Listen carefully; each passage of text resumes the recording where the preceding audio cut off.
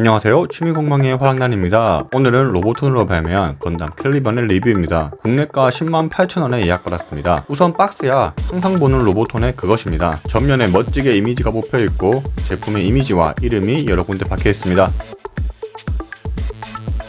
박스를 열면 극중대사 두 사람을 막으러 온 거야가 나오네요. 그럼 구성부터 빠르게 살펴보겠습니다.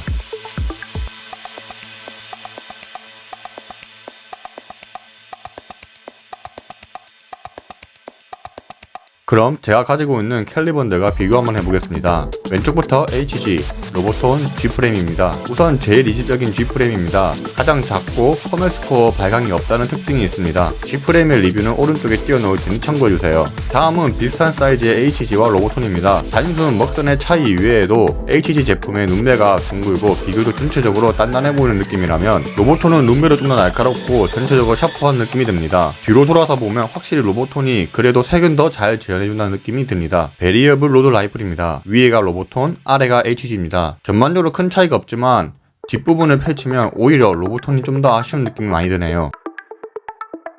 다음은 로보톤 에어리얼들과의 비교입니다. 각각의 리뷰도 오른쪽에 띄워 놓을 테니 참고해주세요. 우선 에어리얼에서 개수용을 넘어오면서 곡선에서 직선이 많아지고 블레이드 안테나로 커지는 모습이 보였습니다. 하지만 에어리얼보다 먼저 개발된 기체인 캘리번은 개수용보다는 에어리얼과 비슷한 느낌이 많이 듭니다. 가장 큰 차이점은 타 제품들은 퍼멜스코어의 미발광 상태에서 짙은 검정색인 반면에 투명하여 내부가 비치는 모습을 보일 수 있습니다.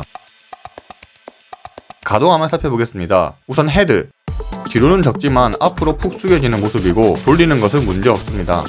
팔을 들어 올릴 때 팔 따로, 어깨 따로 가슴 파츠 어깨 부분이 작게 가동하여 옆으로 크게 들어 올려주는 모습을 보일 수 있습니다. 팔을 굽히는 것은 완전히 접어지는 모습을 보일 수 있습니다. 상박이 돌아가는 것도 확인할 수 있네요. 마찬가지로 앞으로 모아줄 때 어깨가 같이 빠져나오는 것을 확인할 수 있습니다. 허리 가동은 뒤로는 크게 젖혀지진 않지만 앞으로는 적당히 가동하는 모습을 살펴볼 수 있으며 허리와 가슴이 따로 관절이 있기에 앞에서 보면 뒤로 젖힐 때 가슴 부분이 크게 움직이는 것을 확인할 수 있습니다. 그 외에 허리 돌리는 것도 큰 문제 없습니다.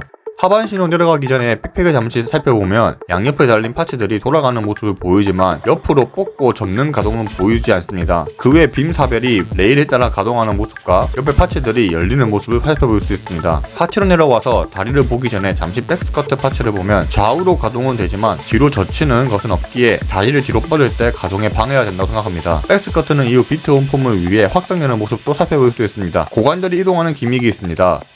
다리는 앞으로 90도보다 크게 들어주는 모습을 볼 수 있지만 옆으로 뻗을 때는 관절 부위에서 외장이 걸려 크게 들어주지 못하는 모습과 뒤로 뻗을 때 백스커트에 걸려 약간 돌려서 뻗어줘야 하는 모습을 살펴볼 수 있습니다. 발은 앞부분이 크게 가동하고 뒷부분이 또 가동하는 모습을 살펴볼 수 있습니다. 그 외 앞뒤 좌우의 가동은 적당한 편입니다. 역시 무릎 꿇기 포즈는 쉽게 되고 있습니다. 다음은 퍼멜스코어의 발광 상태를 살펴보겠습니다. 퍼멜스코어의 교체는 개수형과 크게 다를 것 없지만 발광 상태 재현 파츠의 내부만 살펴보겠습니다. 우선 가슴 파츠를 잘 보면 내부에 실버톤으로 도색되어 있어 마치 프라모델에서 클리어 파츠를 졸업하기 전 반짝이는 실을 붙이는 것 같은 느낌으로 되어 있습니다. 해서 퍼멜스코어 발광과 팔을 넘어선 오버라이드를 적용한 모습입니다. 아쉬운 점은 퍼멜스코어 6의 푸른색 혹은 그 오버라이드를 가기 직전에 하얗게 빛나는 파츠는 없기 때문에 아쉬운 느낌이 듭니다. 그런데 반다이야 옵션 세트는 있을 줄 알았는데 거기에도 없더라.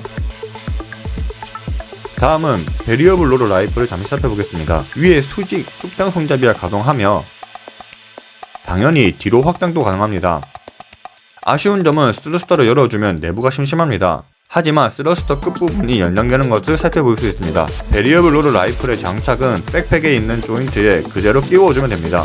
특이한 점은 장착 이후 처지는 것을 방지하기 위해서인지 팔에 고정시키는 부분이 추가되어 있습니다.